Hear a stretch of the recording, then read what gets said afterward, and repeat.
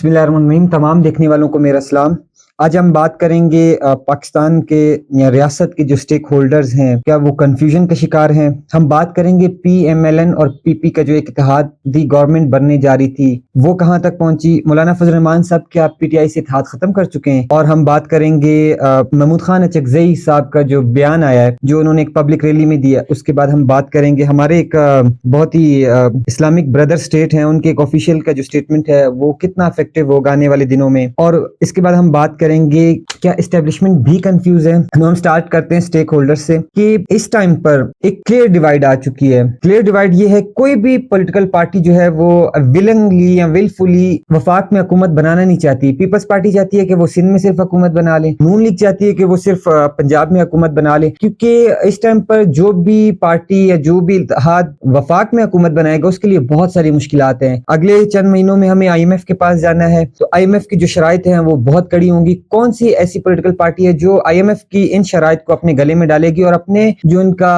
ایک سیاسی کیریئر ہے اس کو کیسے دیکھے گی آگے فیوچر میں۔ تو پاکستان پیپلز پارٹی ہے، اس کا شروع سے رہا ہے گڈ کاپ اور بیڈ کاپ۔ ہم دیکھ رہے ہیں کہ ایک طرف جو آصف علی زرداری صاحب ہیں وہ بات کر رہے ہیں کہ جی ہم وفاق اس میں کیبنٹ میں بھی حصہ بنیں گے پی ایم ایل این کا، دوسری طرف جو بلاول بھٹو زرداری صاحب ہیں وہ یہ کہہ رہے ہیں کہ جی ہم عوام کے مینڈیٹ سے ملنے کے بعد حکومت بنائیں گے، جب ہمیں عوام کا مینڈیٹ ملے گا تب ہم حکومت بنائیں گے۔ تو ایک کنفیوژن ہے۔ پاکستان اس ٹائم پر ایک ایسی سچویشن میں کھڑا ہے جس میں جو یہاں کے لوگوں کی اگر آپ رائے لیں گے تو 10 دن گزرنے کے بعد بھی ابھی تک کلیئرٹی نہیں ہے کہ وفاق میں کون حکومت بنانے جا رہے ہیں۔ طرح طرح کی یہاں پر اس ٹائم پر افواہیں ہیں وہ گردش کر رہی ہیں، بہت سارے گروپس میں، بہت سارے پیجز پہ، بہت سارے جریدے جو ہیں وہ اپنی پریڈکشن دے رہے ہیں۔ کچھ کا کہنا ہے کہ پاکستان ماشاء اللہ کی طرف جا رہا ہے، کچھ کا کہنا ہے کہ پاکستان میں ایمرجنسی امپوز ہونے جا رہی ہے، کچھ کہہ رہے ہیں کہ پاکستان ری الیکشن کی طرف جائے گا۔ لیکن آئی تھنک پاکستان کے پاس جو سب سے بہترین آپشن ہے وہ یہ ہے کہ عوام کے مینڈیٹ سے جو بھی کینڈیڈیٹس جیتے ہیں ان کے تھرو ایک حکومت بنائی جائے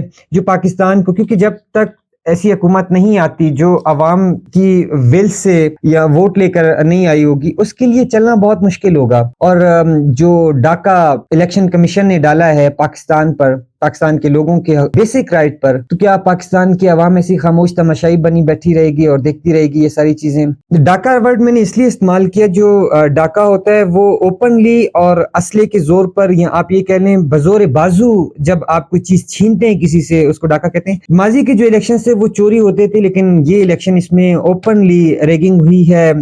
جو ڈپٹی جو کمشنر راولپنڈی ہے ان کی سٹیٹمنٹ لے لیں آپ، اور اس کے علاوہ بھی کافی آروز ہیں جنہوں نے آ کر یہ بات کی۔ اب اسٹل یہ ہوپ کر رہی ہے پاکستان کے عوام کے، یا یہ باز گشت چل رہی ہے کہ کچھ شاید کمشنرز یا آروز کی اور بھی ویڈیوز ہیں جو فیوچر ان قریب میں عوام کو دیکھنے کو ملے گی۔ تو جو اس ٹائم پر سٹیک ہولڈرز ہیں وہ انتہائی کنفیوزڈ ہیں، کیونکہ اس ٹائم پر وہ کوئی فیصلہ نہیں کر پا رہے۔ تو اس کے بعد اگر ہم بات کریں، مولانا فضل الرحمان صاحب نے ایک سٹیٹمنٹ دی کہ ہمارا پی ٹی آئی کے ساتھ جو اتحاد ہونے جا رہا ہے وہ ٹوٹ بھی سکتا ہے، اور پیپلز پارٹی یا پی ایم ایل این کے ساتھ اتحاد بن بھی سکتا ہے۔ تو کیا مولانا فضل الرحمان صاحب کو پھر سے کوئی آفرز آئی ہیں، یا مولانا فضل الرحمان صاحب کو پھر سے کچھ دینے کا وعدہ کیا گیا ہے کہ وہ اپنی سٹیٹمنٹ سے واپس پیچھے ہٹ رہے ہیں؟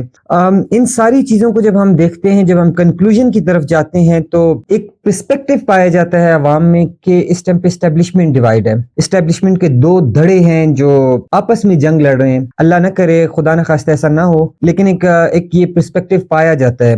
اسی پرسپیکٹو کو دیکھتے ہوئے جو ہمارا ایک اسلامک بردر سٹیٹ ہے ان کے ایک آفیشیل عباس ساتنگزئی صاحب وہ کہتے ہیں کہ جی پاکستان کے جیسے حالات ہیں، لگتا ہے کہ خدا نہ خواستہ ایک اور ڈھاکہ جو ہے وہ ریپیٹ ہونے جا رہا ہے۔ تو جس سٹیج پر ہم کھڑے ہیں یہ آئی تھنک آلموسٹ انارکی کے ہم لاسٹ سٹیپ پہ کھڑے ہیں، کہ اس کے بعد ملک میں خدا نہ خواستہ اللہ نہ کرے انارکی آتی ہے، اور انارکی کا جو اس ملک کے کرتے دھرتے ہیں جو سٹیک ہولڈرز ہیں انہیں اچھی طرح بخوبی اندازہ ہے کہ انارکی کیا ہوتی ہے۔ پورا ملک جو ہے وہ داؤ پر لگا ہوا ہے اس ٹائم پر، اور ایک کنفیوژن ہے عوام کے مائنڈز میں، ایک کنفیوژن ہے تمام جو انسٹیٹیوشنز ہیں ان کے مائنڈ میں، بیوروکریٹس بھی کنفیوژن کا شکار ہیں۔ اور جب تک یہ کنفیوژن دور نہیں ہوتی، جب تک پاکستان میں پولیٹیکل سٹیبلٹی نہیں آتی، جب تک پاکستان میں سویلین سپرمیسی نہیں آتی، تب تک اکانومی سٹیبلٹی نہیں آ سکتی، اور جب تک اکانومیکل سٹیبلٹی نہیں آئے گی پاکستان آگے نہیں بڑھے گا۔ تو 25 کروڑ کا یہ ملک ہے، اللہ تعالیٰ نے ہمیں تمام نعمتوں سے نوازا ہے، ہر طرح کی جو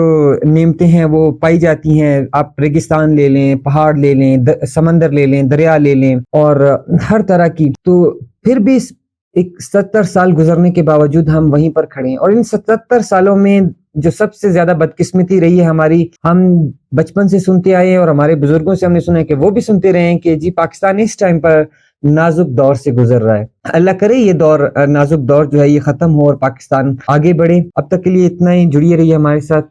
جزاک اللہ۔